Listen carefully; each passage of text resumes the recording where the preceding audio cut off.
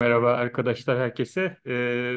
Bu Polen Ekoloji Enstitüsü adıyla kapibara buluşmaları düzenliyoruz bir süredir. Bir süredir de internasyonel biçimde bunu sürdürmek istiyorduk. Bugün aslında birkaç defadır yurt dışından akademisyenlerle, uzmanlarla bunu gerçekleştirmiştik. Bir kısmı da İstanbul Kadıköy'deki mekanımızda gerçekleşmişti. Bugün ise Kolombiya'dan bağlanıyor arkadaşlarımız. Oradaki e, geçen haftalarda biten Biyoçeşitlilik Konferansı, Birleşmiş Milletler Biyoçeşitlilik Konferansı'nın sonuçlarını biraz konuşmak istedik. Kolombiya Halklar Kongresi'nden Selene Cruz aramızda konuşmacı olarak. Halklar Kongresi ile geçtiğimiz Kasım ayında e, Yeryüzü Sosyal Konferansı adıyla düzenlenen aslında Alternatif İklim Konferansı'nda tanışmıştık. Kolombiya'daydı bu konferans. O zamandan bu yana bir şekilde temasımız, ilişkimiz sürüyor. Ben şimdi İngilizceye geçiyorum ve Selen'le başlıyorum. Hi again, Selen. Uh, welcome. And welcome also Blendine. She's also from uh, People's Congress from Colombia. Uh, so first, actually, I want to ask you, tell me about yourself, of course, but also about the People's Congress, how it was founded, how it functions, and what's its aims in general, briefly. Here you go, Celine.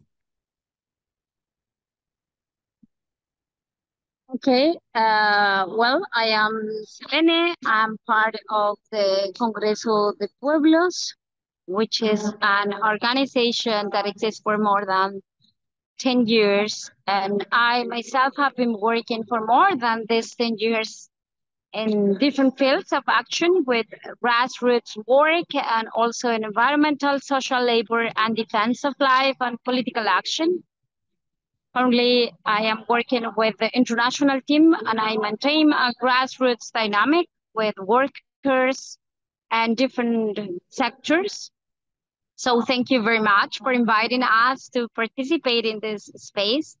A year ago, we participated in the supporting the interpretation of the boycott, an event that took place in Casanare, also in Colombia. And we definitely identify that we are very aligned with the critical vision of green capitalism, the one we think it is really invading our agendas of some of the social movements, particularly the agenda of indigenous and ethnic communities in general. We also consider that there is important to have a review on the climate and environmental crisis we're going through. It is necessary and it's not possible to review it to take into account the class factor, the inequalities and exploitation, but also the direct impact it has on most of impoverished classes. So that's why we think it is not credible that the dominant and hegemonic classes are really interested in solving the climate crisis. But on the contrary, it is an opportunity for capital to continue accumulating wealth on the one hand, but also to protect the interests of their own class. That's why social and revolutionary movements must be very careful, we think, when claiming these mechanisms as part of the agenda. So it means, or we think that green capitalism, that is not new, but it has been really getting some kind of a strength in our continent, at least. it is important to understand how this green capitalism is an approach that attempts to use free market mechanisms to mitigate the climate crisis. So this approach is an attempt actually to use the market supplies as the best means to innovate in technological solutions that can compete with existence polluting practices. Time has shown that crisis is inherent to capitalism, and each crisis is followed by a restructuring of the social relations on which the capitalist system is relied to function normally. That's why we think green capitalism is such a trap we need to be aware of. So thank you very much for having invited us. Of course. I want to I want you to elaborate a bit about your international work in People's Congress. I know that you are in many international groups and you have many contacts. I want you to a bit elaborate how you are connected to different international organizations, and if it has any specific ones for in terms of environmental work for you. Well, in terms of internationalist work, I think we have decided to work with many different groups. First, because we think it is important to internationalize the struggle. That's the first thing we advocating for. We really and strong belief that the fight could not be done if there is not an international support, in the sense that we are not struggling on a specific elite or in a specific way of capitalism practice, but we are struggling capitalism, generally speaking, and we are really aware of the role that international relationships play in local context. So in that sense, it wouldn't be definitely possible to struggle without having an international view and perspective of the system, of the struggle, and of the way things work. So that's one of the first statements we have achieved. But we also think that international support, internationalism, and solidarity lay also on the capacity of understanding us as working class. As working class, it doesn't matter cultural, religious, ethnic, or geographical differences. And that's why we think when we go beyond those differences that of course exist, we could definitely manage certain aims, a ground field that could help to continue working on an alternative project to capitalism. So that's why as Congreso de Pueblos, we have been really engaged in the recent years and decades of understanding not only how the world is functioning in terms of geopolitics, but also the way people get organized. And of course, it is a challenge, but it is also necessary, we think, for any kind of movement that would definitely work on an anti-capitalist perspective. Thank you very much. I think especially for the ecology movement, it's right now the utmost importance with this international relations, and I will be asking another question in the end about this issue. By the way, the participants can also ask questions or raise their comments in the chat or raise their hands during our chat here. So, Selene, I want to ask about the COP16 right now. Since it's ended, I don't know its effects is still going on the social movements. But it happened in Cali, and I don't know what kind of a city is that, like in terms of the size and the importance for the social movements, both how it was in Cali during the COP, but also the discussions around the COP16.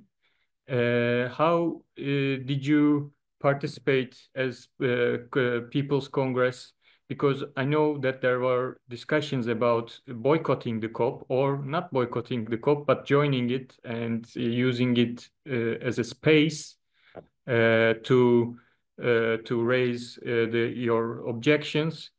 And I know that since this government elected, the minister Susanna Mohammed also have a like a influence on the indigenous movements and environmental movements. So I want to ask you about how was the discussions before the COP16, and in the end, did you boycott or not?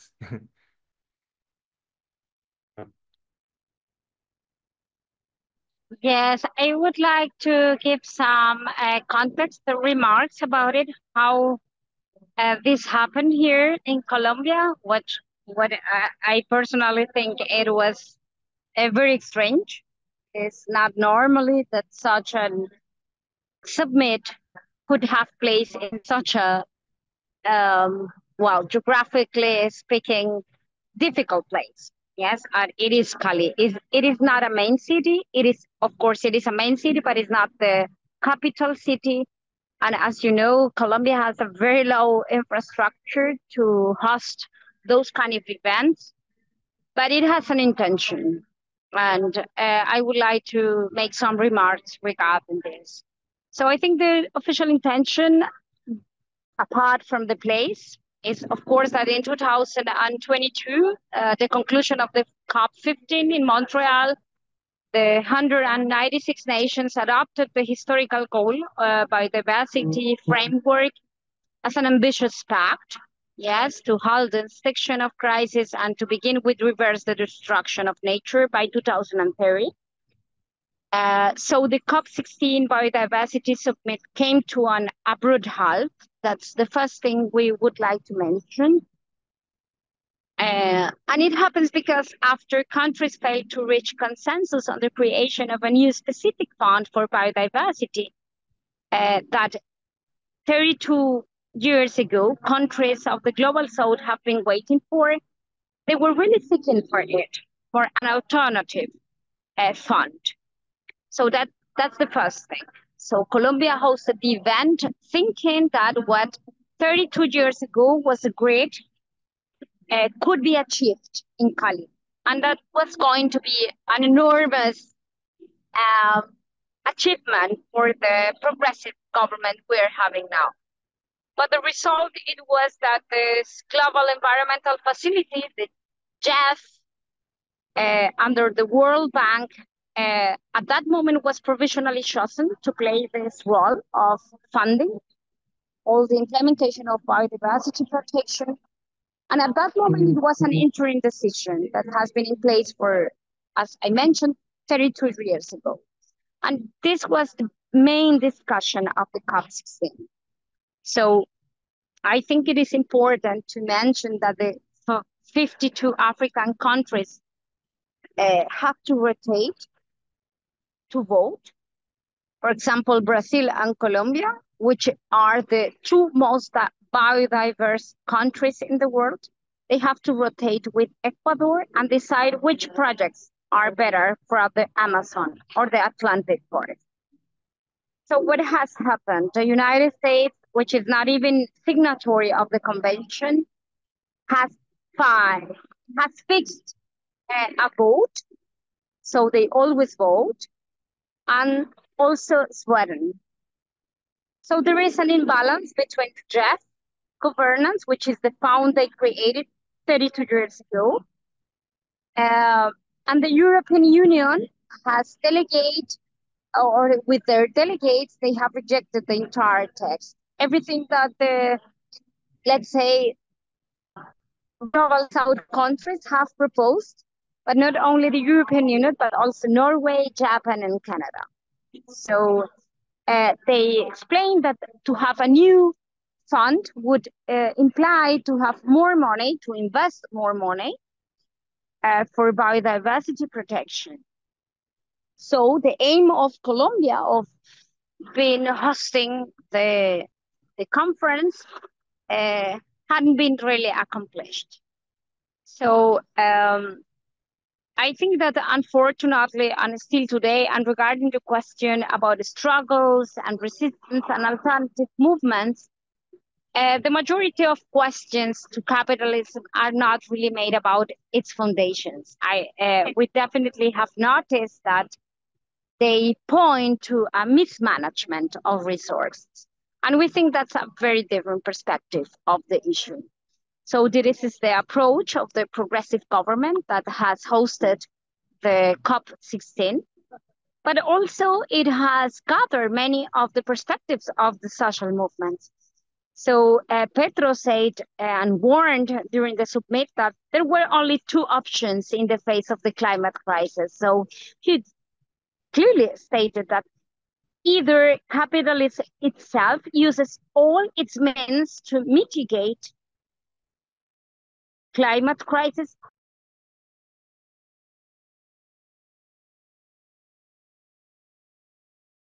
or the mode of reductions must be radical. A position where they really want to go for the first option, which is the investment of capital in climate issues. And that was I think, or we definitely identified that was the main intention of the COP16 in Cali. So it is very unfortunate to find that the discourse, for example, of the countries that have held around plundered the world has been used for all those people that have been benefiting from it in some way. So they have used the language, the claims of social movements. So we definitely think it is a generalized cooptation of the historical struggles that we have been claimed, such as the need to transform the relationship between man, humans, and nature. And it calls our attention that they have also used concepts as consumer society, but they do not understand the aggressiveness of it and the unsustainability of it. So the way this consumer society, as a result of capitalism, is producing and reproducing life. Nevertheless, and it is important also to mention regarding the question of alternative movements, it was also very interesting that simultaneous spaces took place. We had discussions, important seminars, which definitely highlighted how to deal with these critical issues of the region. So land grabbing, for example, was definitely a topic. Social environmental destruction by sugarcane plantations, for example, which are from the powerful families in the country, in the region where the COP has taken place, with a long tradition of colonization and exploitation. So also organizations, environmental organizations, tried to have some side events, side of the side events that took place that definitely address the issue of land grabbing mostly. And I think that's the main issue alternative organizations manage to address, but also to discuss further. Never important to say it, as we have a progressive government. This progressive government has co-opted a lot of the discourses that social movements and environmental movements along history in Colombia have been given with a lot of strength and a lot of input to be part of the COP16, and not only by the progressive governments. I think hegemonic governments had also taken many of the language we have been using. And I think that something has to warn us. So the way they are portraying their concerns, but managing everything from a very capitalistic perspective, green capitalism is really inside of the organizations. And we really wonder how those kind of speeches and inputs could definitely go inside our own agendas. Thank you. Actually, the actual COP right now is going on in Azerbaijan, the more famous one, let's say, about the climate change. And we see the same things, as you mentioned, about green capitalism and some progressive talks about how to change the politics around this environmental protection, climate change, and so on. But it's also mostly the words, but how the results are shaped is mostly about the balance of power and how strong the social movements are. And as you mentioned, in Colombia, the social movements are very strong as far as we follow from here. And the internal conflicts is also very sharp, which creates this base for the social movements to continue their struggle.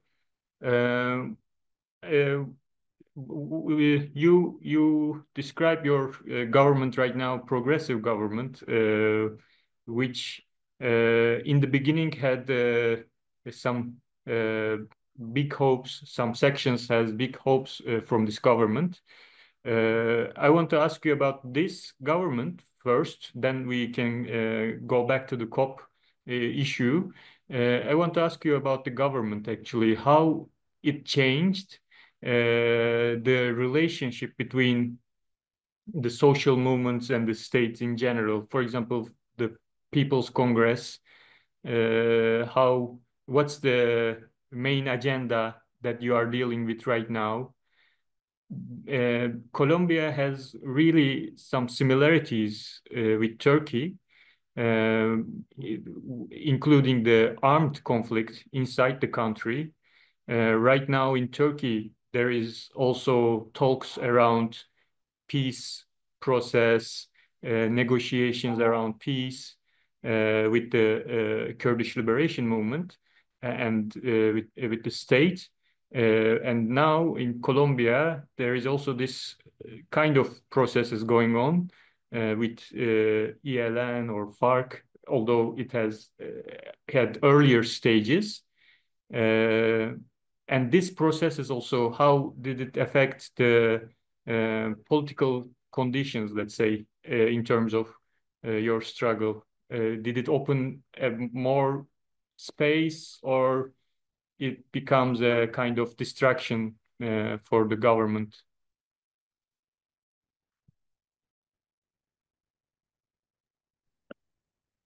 Well, I will try to turn on my camera so we can feel closer. But Yeah. I don't know if it affects our. Right now, it looks good. It looks good. Okay. So I think what I have said before, it is very important, and it is the current government has established for the COP, for example, very explicitly, like there are two ways of solving this in terms of climate crisis, but it is related to everything, to economic crisis, to social crisis, to armed conflict crisis. And what Petro, the current president, stated is, on the one hand, you can definitely put all your capital to solve this. Yes. You can definitely decide it is necessary to solve our crisis in a way, to mitigate it. Of course, not solving, but mitigate it. Or, on the other hand, what you have is just revolution. Yeah, it's like uprising is chaos. And the progressive government is now trying definitely to pacificate, to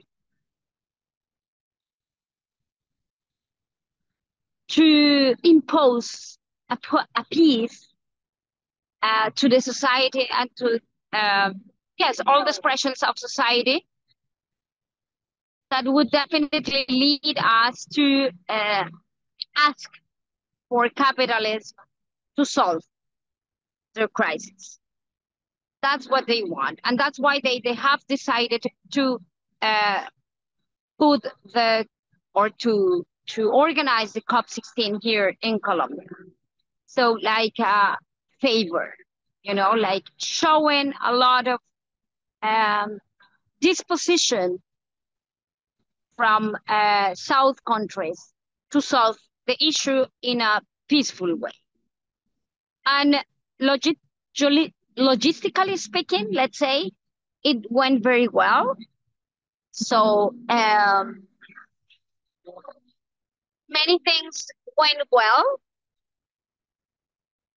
in terms of security, of logistics, of hosting, of different things that could have been worse, in the sense that Colombia is not a country that is used to receive so many people. Cali is a city with less than 5 million people. And we receive more than 23,000 people outside from the city. So this was a huge challenge for in terms of infrastructural and logistical perspective. But the government decided to do it, and it is not because they are not aware of it. They know what does it imply, and it is related with the way of progressive government is doing everything. So they are trying to give the best profile to the international community on the one hand, but they are also trying to fix very close relationships with the international community to invest in Colombia.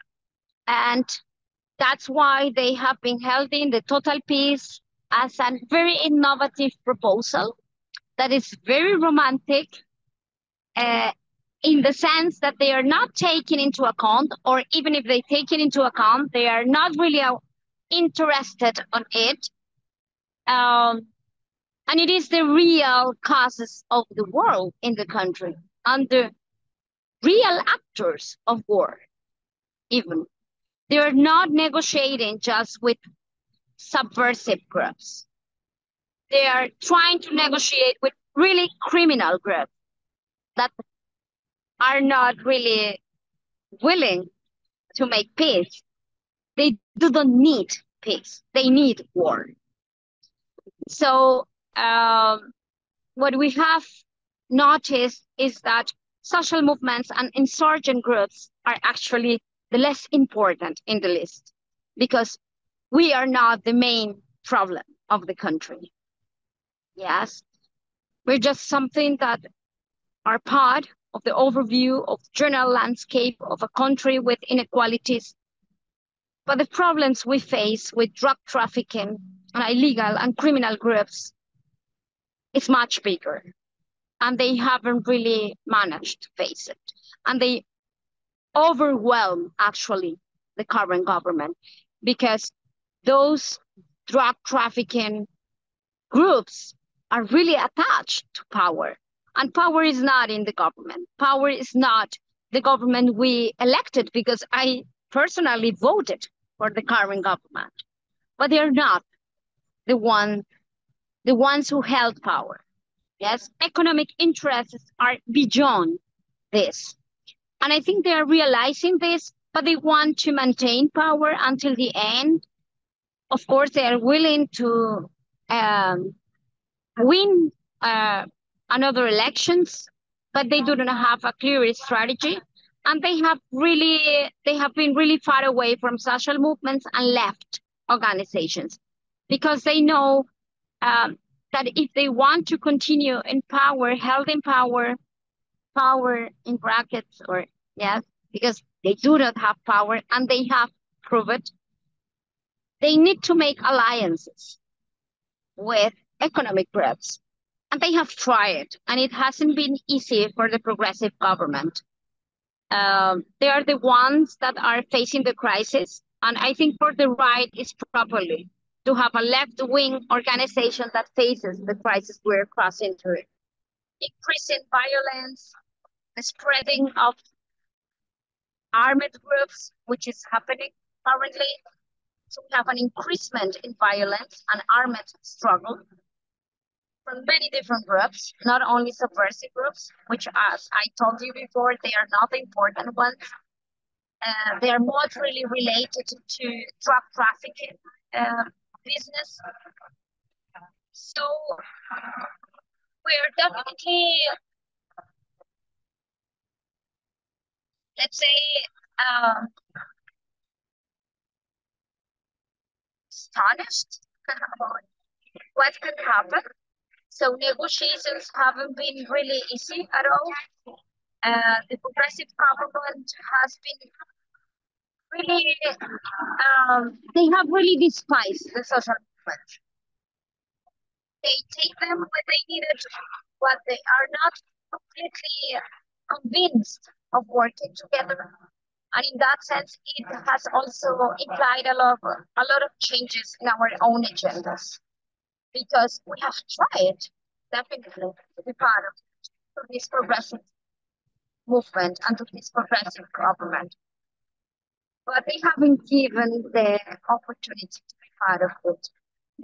I think they're clearly aligned with liberal and capitalist solutions to the crisis, and that's why we feel so far away from their solutions. Nevertheless, we are also trying to advocate for negotiated and political solution to the conflict. Celine, your voice is a bit now not that quality. Yes, I can hear you, but I think the interpreters have some problem. So now you can continue. So I just wanted to close this remark saying that as social movements, we have been willing to be part of the progressive government. We have been trying to give part of the solutions. In certain groups, I think they have been also really understandable, and they have been also even grateful to have a non-right-wing government, because it's the first time in history it happens. So we have tried, but it hasn't been really possible, because the perspective is, as I mentioned, and as Petro said at the summit of the COP16, you have just two different ways. Either you develop capitalism forces and you use the liberal free market model to solve it, and you convince capitalists to invest in climate change crisis, or you do the revolution. And I think the first option is the one that this progressive government has decided to lead. And in that sense, we are out of the plan, we as revolutionary social movements. Okay, thank you. Good to hear. At least, I mean, I know the conditions are very hard in this moment of the world, but as you say, there are only two options to go on in the long term. So, but I want to go back to the COP results actually. As far as we follow, the main issue right now, also in the COP29 in Azerbaijan, is kind of the same with the COP16 in Colombia, which is funding.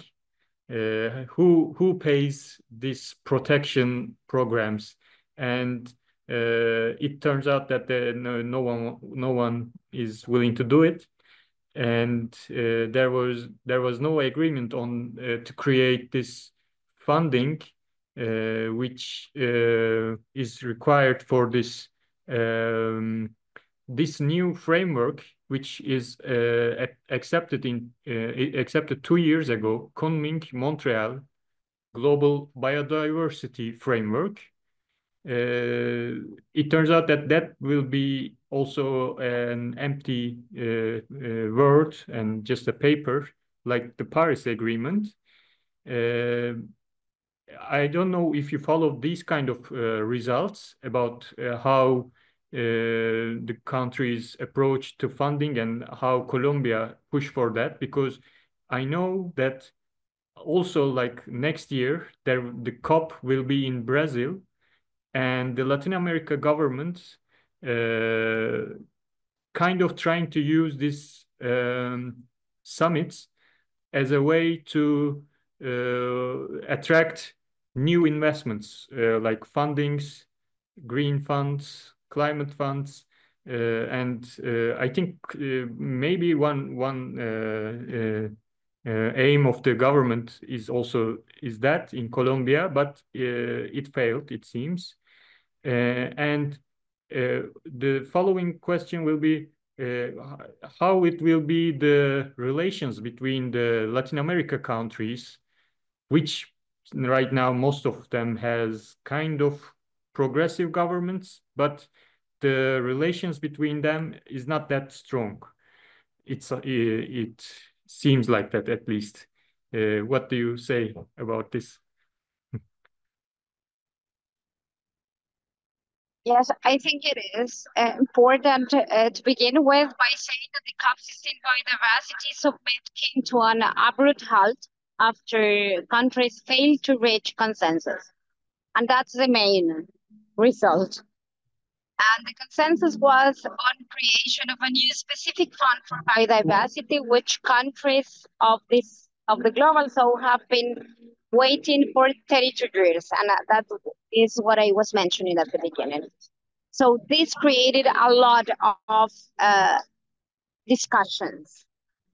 So what we have now is the same global environmental facility, which is the GIF, pulled by the World Bank, and they were provisionally, this facility was provisionally chosen to play this role 32 years ago, since Rio Convention.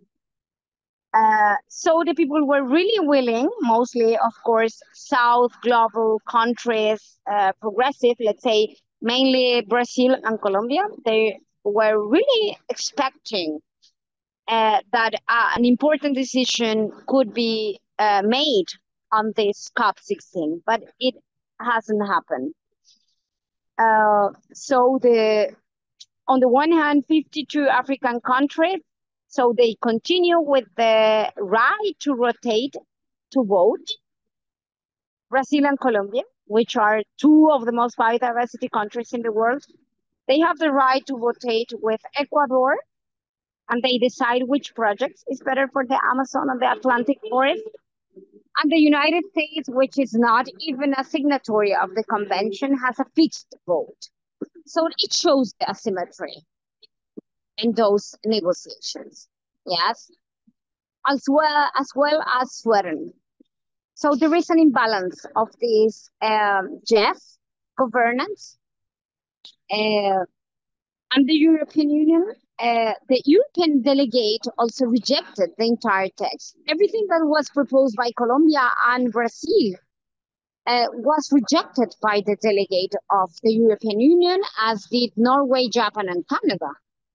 And as I mentioned at the beginning, the argument was simply that a new fund that could supply the needs would mean more money. So the only consensus that the countries did manage to find was a new benefit sharing mechanism for genetic resources, and they call it the Cali Fund, okay, with the name of the city that where the COP16 took place.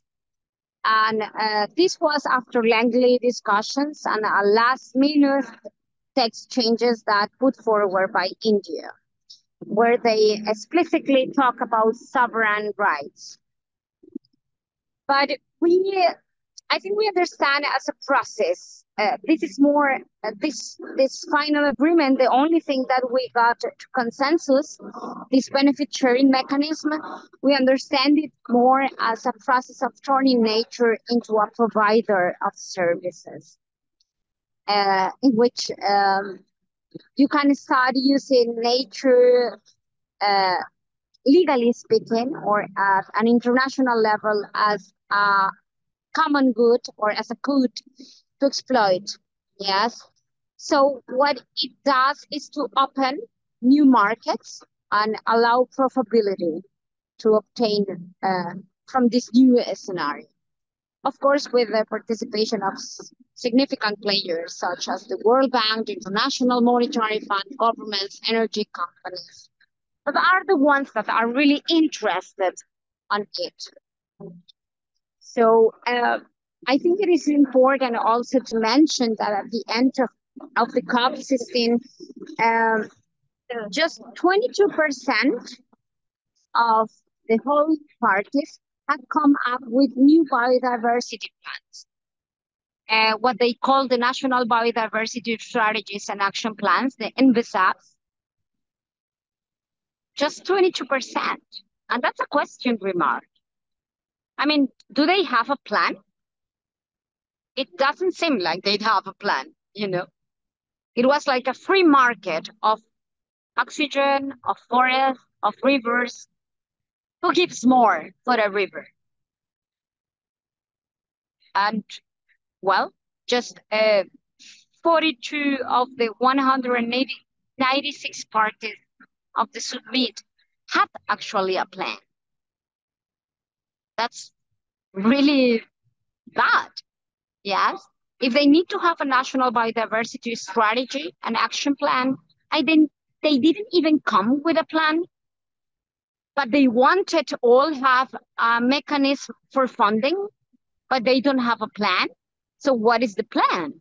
I mean, it was really strange and annoying also.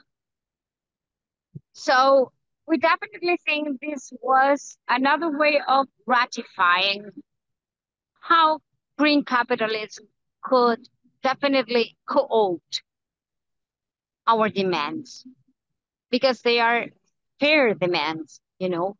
We're speaking about a real climate change that is impacting on the less or the more marginalized communities around the world.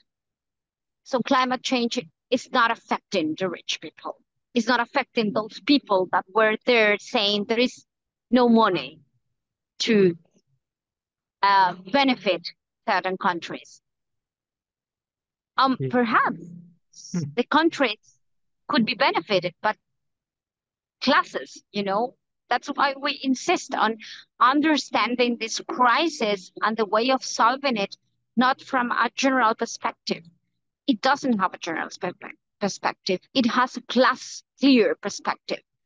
And the people who are really suffering under the consequences of climate change and climate crisis are the ones who are in the worst places of the world that have been planning by the best people of the world, you know? And it was clear. And I think this progressive government is really trying to keep power, to be on power. I think they were also disappointed. I personally saw their faces and they were disappointed because they really thought they could convince the good people about good things. But they realized that those good people are not really good people. And it was really disappointing, I think, for the progressive government to find out that there is a real class interest on it, and it was just a green market. That is what took place in Cali.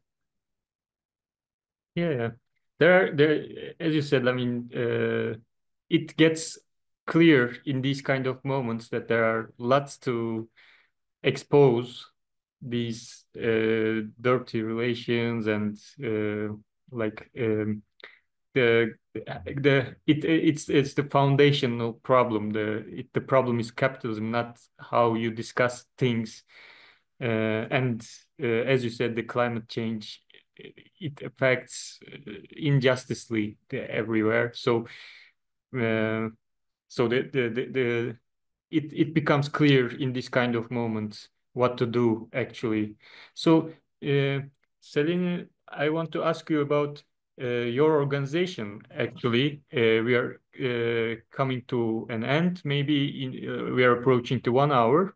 Maybe we can have some questions from the participants if they have. But you know, we in Turkey have the kind of same organization as you do, like People's Congress, and the organization, the name of the organization in Turkey is actually People's Democratic Congress, HDK, which actually organizes itself in a similar way, like different social movements, environmentalists, women's organizations, local assemblies, and so on, joined this Congress. But it's been like more than 10 years it organizes itself, but kind of failed to grow or make any effect in politics. I want to ask you how you organize themselves as People's Congress to see a working, kind of a successful example for us, the ones in Turkey. Can you have a explanation of your functioning in your organization in the Congress? Okay, I think we're not a successful example, but we have been trying to be so for many years. And I think that's worth. We have been trying definitely to get together with the different sectors and people that are really affected by the capitalism way of operating. And I think we think the key aspect of it is never separated from grassroots movements. You can never speak in behalf of people if you are not really working with people. And I mean not be part of the people, because we are all people and we are all a working class, but really trying to organize people despite all the contradictions that exist among our working class. And I think and we have discussed about it, and it is how difficult it has been for social movements that got too ideologized, too inspired by many ways of being perfect. They got really separated from people because they don't want to follow patriarchal patterns, chauvinist patterns, religious patterns. But we aim to have a perfect movement with perfect people, and we're not. So I think we have been really reflecting on that. All those influences of postmodern perspectives that claim for being perfect individuals are not really useful for a model of a working class movement. So we definitely need to deal with those kind of contradictions. And I think grassroots movements have to be the strength of any kind of political change. And we have been understanding this. So now we have to deal with a lot of cooptation from the indigenous and ethnic groups, what is happening actually. And it has with COP16. We have to deal. Can you repeat the last sentence? We lost your voice. that we have to deal mostly with the cooptation of indigenous and local people, or indigenous and ethnic communities that are really co-opted by those perspectives of capitalism, include them in biodiversity protection, for example. I think we have to be very intelligent. We need to understand how to operate, because what we have seen in the recent years with this climate crisis discourse and all these mechanisms that have been arisen and came to ethnic communities, we have been separated from them as working class. So they don't see themselves as working class. And I think that's the main challenge we are facing now, because people of Congress, the Congreso de Pueblos, has been always a movement that has tended to be not only part, it's not part, it's that we arise, we emerge from these people. We are the ethnic people, we are the working class. But unfortunately, those discourses and those practices, because they are not only discourses, they are actually a practice in terms of funding, in terms of ideological input, they have got separated from a working class identity. And I think that's the main challenge, that we get again united into a perspective of diversity, of course, because that's very important. Diversity is very important in our movements, and Colombia is a very diverse country in terms of religious and ethnic tendencies. But if we don't understand us as a working class, it's very difficult to follow an objective. So I think that the task we have been pursuing as Congreso de Pueblos is definitely trying to get united. So unity is very important.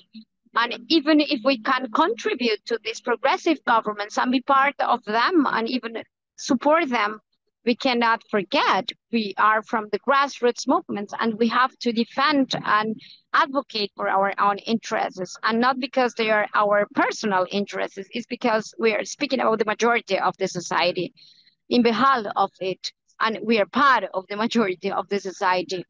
So I think the main strategy we have been using, and we haven't given up, is to be always with grassroots movements, but we also need to strengthen our skills at the political field. And that's what we are also doing, trying to understand how the government works, how the state operates, so we can also figure out what kind of alternatives could be also implemented beyond the dreams we have of a socialist society, even convincing people that it is definitely possible to live in a different way, because we're too alienated.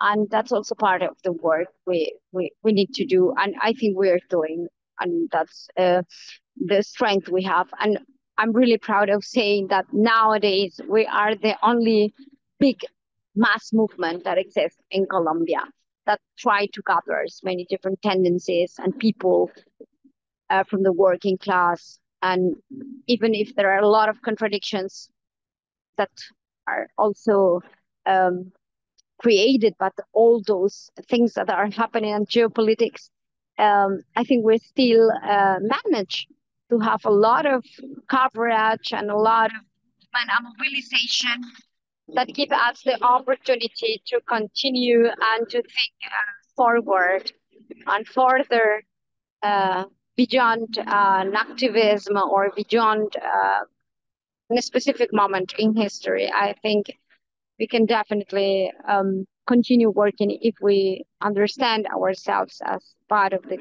working class, and that's the way we have been doing, but not get separated from the real working class, because leftist tendencies tend now to work alone and to be identitary groups that do not understand that real changes are with real people. Uh, Thank you for the explanation. Actually, like I said earlier, I mean, the Colombia and Turkey has kind of similar social contradictions as you described. Um Colombia is very diverse in terms of humans, but also biodiverse in terms of all species, as we see.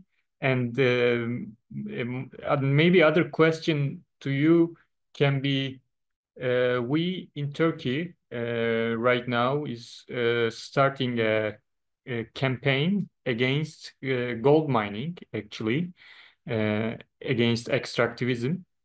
And because not only because it's the gold is socially very unnecessary material, but also it really destroys the ecosystems and destroys the biodiversity and so on. And I know that Latin America has the same problem. I'm not sure about Colombia, but the Brazil and the Bolivia has this similar issues about mining of critical minerals and other metals, especially. Do you have like a stronger anti-mining movement or like a successful examples that you can share with us? To for that we can use as an example also kind of how you manage to organize people, because mostly these kind of projects seen by the local people as a way of employment and sometimes a way of getting rich and so on. So if there is a like a successful or good anti-mining campaign in your organization, but also in general in Colombia. Okay, I think that's a very interesting question because many of us as activists have been really struggling against mining until we realize mining is the way we survive in many of the regions. So for people, it's not a way of struggling. They do not identify with this struggle because this is the way they survive. So I think we, as people of Congress, we have many different experiences, more urban experiences that are more, of course, anti-mining processes, because we have a lot of mining also in the cities, but also at the regional level. And we need to think it carefully and practically. It is not possible to close mining in Colombia because we depend on it, economically speaking. Also at the fossil fuel extraction level. In that sense, if we want to be strategically, we definitely need to have a plan for it. An energy transition plan, on the one hand, in terms of fossil fuel extraction, but other minerals that are also exploited from our land. We are absolutely dependent on that, and economically speaking. In that sense, as a serious political program, we have to take into account this. It's not just protesting about gold or oil or gas exploitation. It's really having in hand other proposals for the people. And that's a transition. That's not easy. So I think that's something part of the program we need to build, and we have been building. We are really close to the union of oil companies that are really strong here in the country. And we have been also trying to, let's say, support organizations that are considered as illegal mining and that need to be formalized. So this is another way of struggling, and it is formalizing illegal mining from historical peasants and artisans, mining workers. So this is part of the strategic agenda in any case, and we're still working on that because this has been a very good situation in the sense that it is very structural issue in our country. So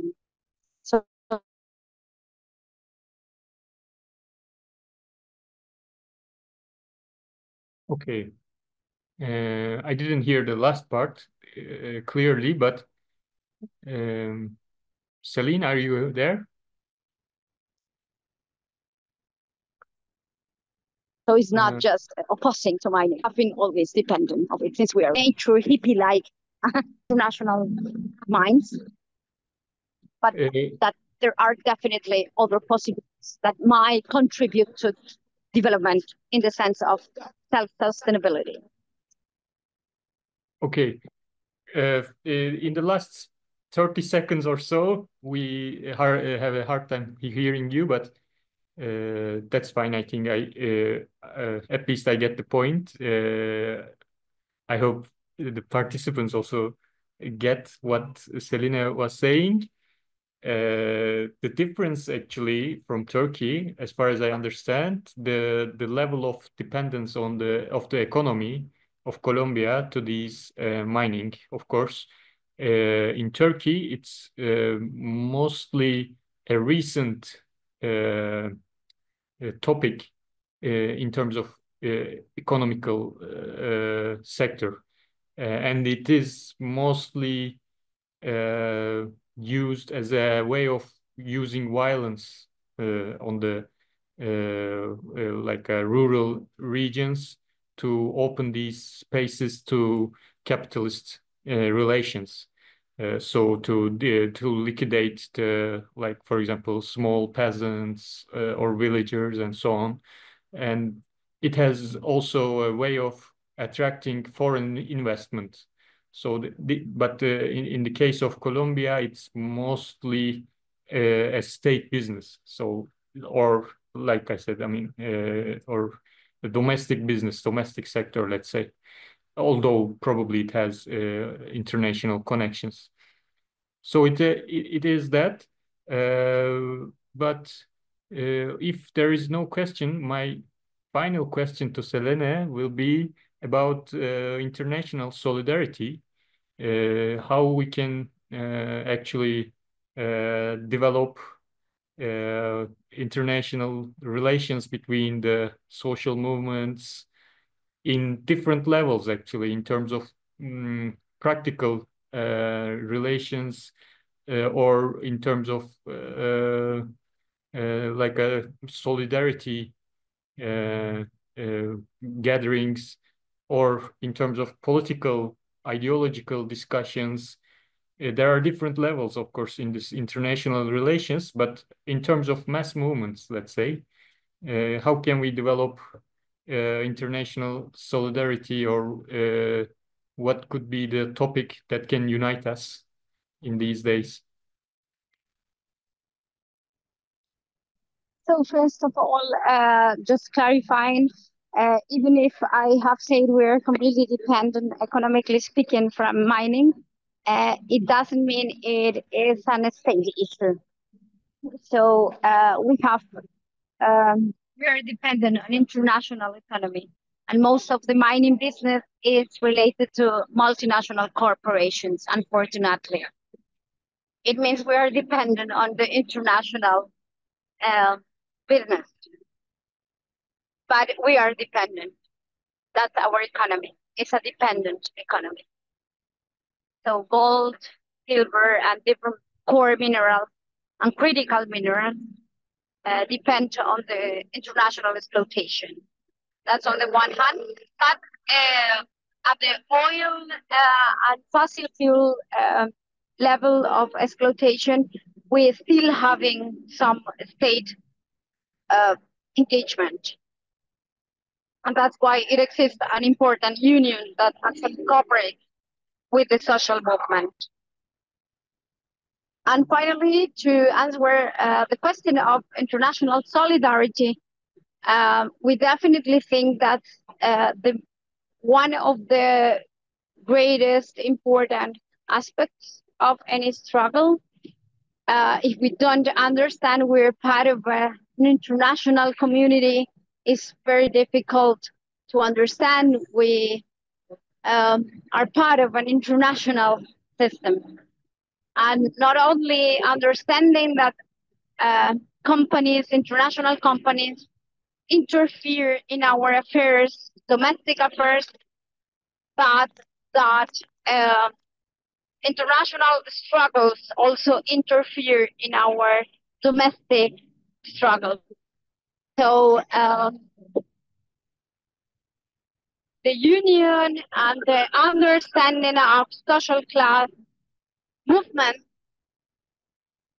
and international movement is very important, not only to understand the way capitalism operates in our countries, South global countries and North global countries, but that we definitely are and join together and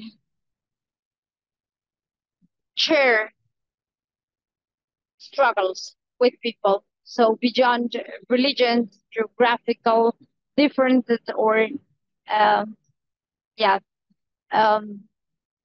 places, we definitely share a perspective, or we could definitely share the necessity of dignity.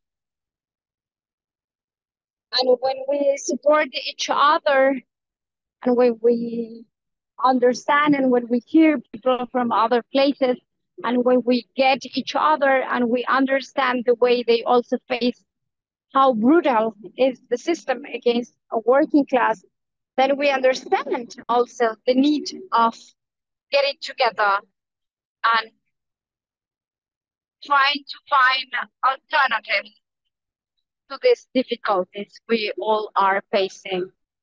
Lack of accessing to basic supplies, the lack of dignity, actually.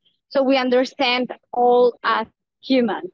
And I think that's very important because we're a really globalized world now, and we definitely need to understand as humans more than any other kind of understanding, but humans under a very rude ruling class that is not really understanding how to, or is not really willing to change the way they have been controlling the world. So if people get united under certain concepts, we definitely think we will manage to solve certain things and to understand us each other as people who can definitely change situations that are oppressing us. Okay. Now I'm out of questions. The participants, if there are any question, you can now turn on your voice sound, I don't know, to ask questions, or we can end our talk with Selene. Here is there actually flag in our institute. We get this flag from last year from Colombia Earth Social Conference, and it's hanged in our institute since the beginning. And we actually also believe that the most important issue right now is to strengthen these international relations and to gain momentum from different social movements in each country. We can use the strengths of different social movements in different countries to also strengthen ourselves. So we follow, as Polen Ecology at least, we follow the whole international movements, ecology movements in the world closely, and try to develop these relations in practical terms. Of course, it's right now not enough that the conditions require, but it's good to meet all these people around the world to trying to change the things. So if there is no question or comments, I want to thank you, Selene and Blandine, for joining us today and answering our questions. And we will put this video on our YouTube channel so we can follow these later.